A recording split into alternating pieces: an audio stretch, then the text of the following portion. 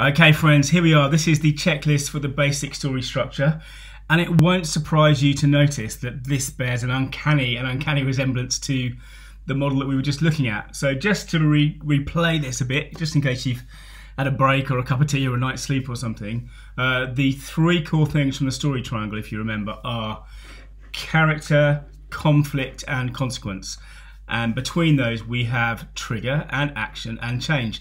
And just to draw a little distinction between the consequence, which is very often this sort of external thing that happens, and the change, which is the more internal thing. I think particularly in business stories and related stories, what we're looking for is the valuable thing that your audience can generalize to their own situation, if that makes sense. So the checklist is, as you'd expect, it's very basic. It's fill in the blanks.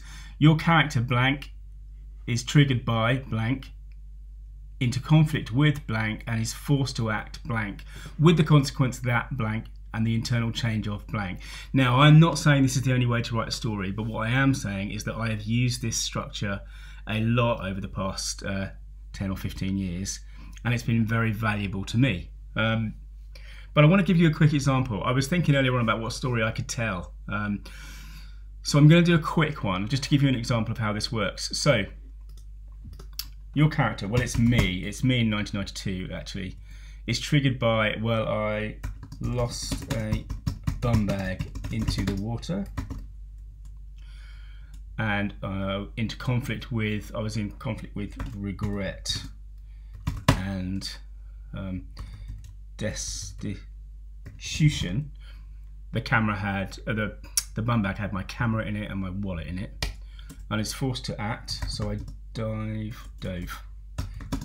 for the bum bag, with the consequence that I almost drowned, and the internal change of an understanding that panic can kill you.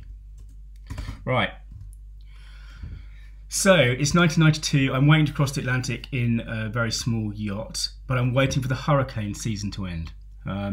So I'm holed up in a marina on the south of Gran Canaria, a port called Magan. I've been there for a few weeks doing odd jobs and stuff around the place. And I had this bum bag, because we were always in shorts and t-shirts, so I had this bum bag which I used to keep my wallet and my camera in. And one day I was walking back to our yacht across the sort of jetty in the marina, and I managed to drop the bum bag, and I watched it. I watched it sort of, you know, that thing where something kind of rolls and you think, oh, it's going to stop, and then it doesn't, it just goes again, and I watched it go over the edge, and then the strap sort of follow it. And it was one of those times when you know something's happening, you can see it happening, but you can't react, it's gone. And you know, that had a lot of money in it, a lot of cash, and it had, more importantly actually, it had my photos, the photos that I've been taking on this sort of trip of a lifetime. Anyway, people get a bit narked if you're diving around their yachts, or they can get a bit narked, and the marina's not, you know, okay, honestly, I didn't want people to know that I'd done something that stupid. So what I decided to do was get up really early the next morning and dive for it then, because I knew when it had gone over where it was, because, you know, gravity works, it would have fallen straight down, and I figured that the marina couldn't be that deep. Anyway, so the next morning I did get up early.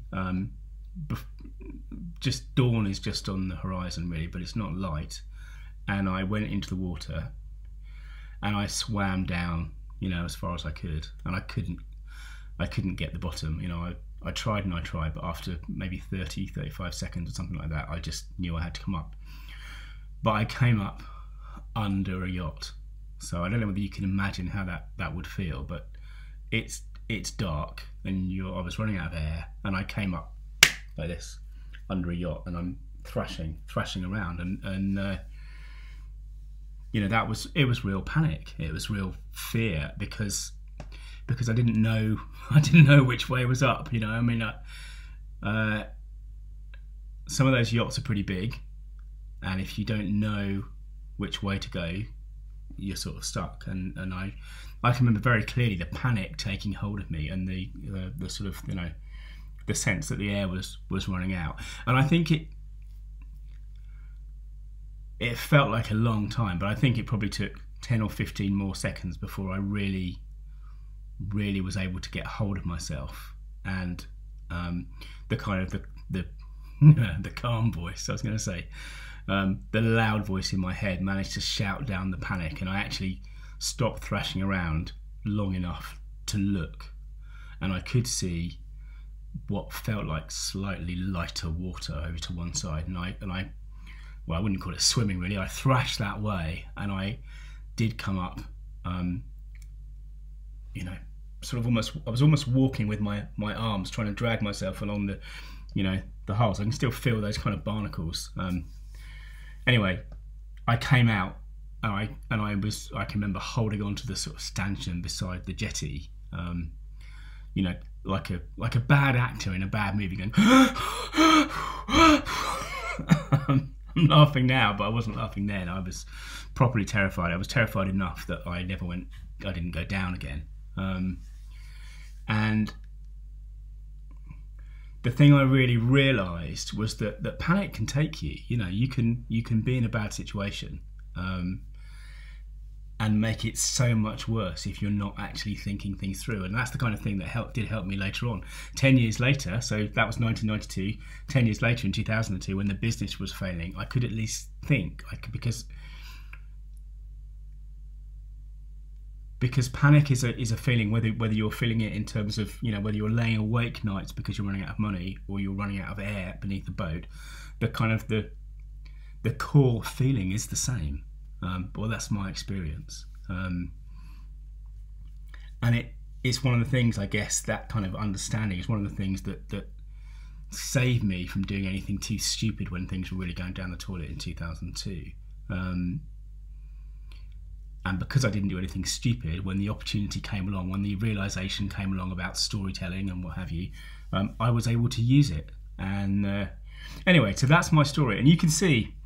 I got lost in that a bit, didn't I? But going back to our checklist, you can see that those bones bring out that story, and it, you know, even just the act of writing down those few things gave me a structure. Yeah, does that make sense?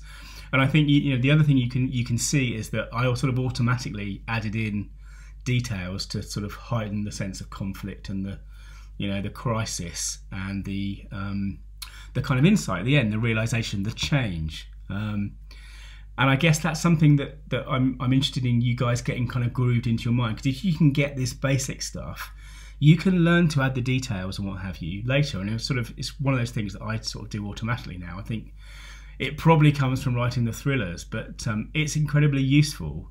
And one thing you can do once you've sort of mastered the basic kind of checklist is that you can think, well, okay, the character, whether it's me or one of my clients or whatever, what detail can I add to that character to bring him alive, to bring the audience into that story?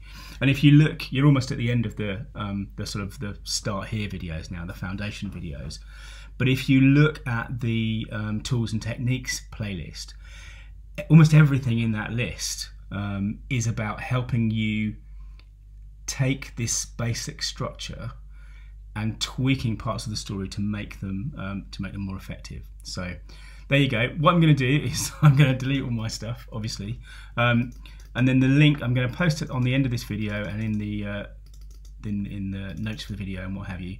And you can come to this link. It's there publicly. You don't have to log in or anything, and you can either add it to your Google Drive, or you can download it as a PDF, or you can download it as a Word document. And yeah, maybe use it a few times. But the thing to try and do is to try and get these things ingrained in your head, because people don't do exercises, right? I know you don't do exercises really, but if you can get this stuff ingrained in your head, it will really make a difference. Whether you're thinking about you know, pitching a product or doing a presentation or just convincing somebody of something, this kind of structure can really help. Anyway, that's it for the checklist. Thanks for watching. See you in another video.